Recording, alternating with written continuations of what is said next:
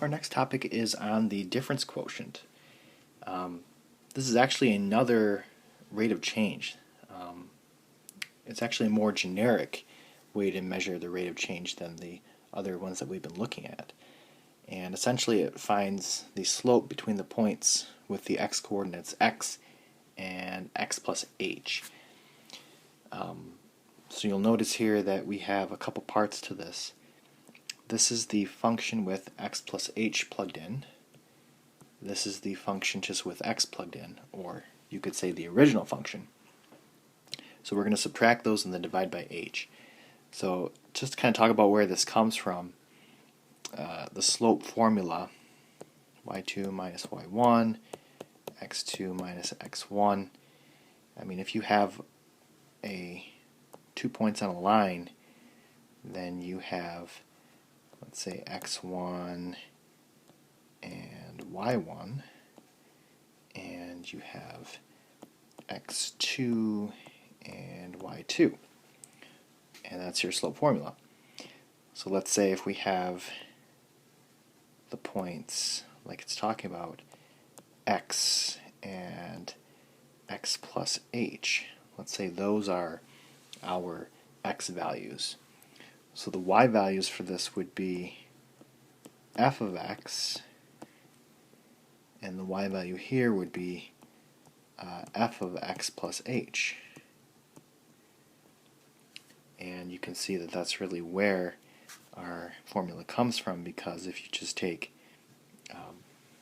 make it look like the slope formula, you're taking your y value, f of x plus h, minus f of x, and over that you would do x plus h minus x, and you'll notice that those x's cancel out. So you would just have f of x plus h minus f of x all over h. So that's kind of a background on the difference quotient. It's very important for calculus. So if you are taking Calc 1, you will definitely see this many times in like the first half of the semester, and kind of always.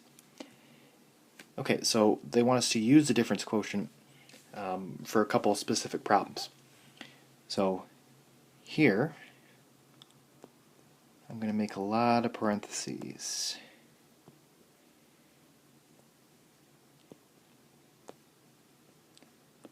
So they want us to have f of x plus h. So this is the function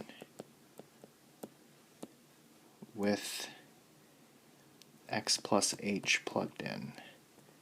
So I'm looking at that part of it.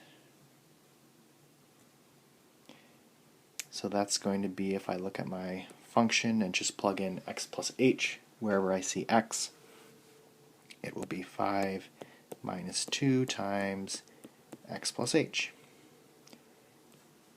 Then I want to have the function with x, or you could just say the original function, and I'm getting that from this part of our difference quotient. So I'm really just copying the original function here. And from here, it's a simplifying problem.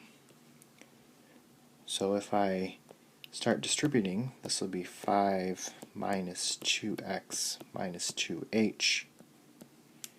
And then I want to distribute that negative sign, so it would be negative 5 plus 2x.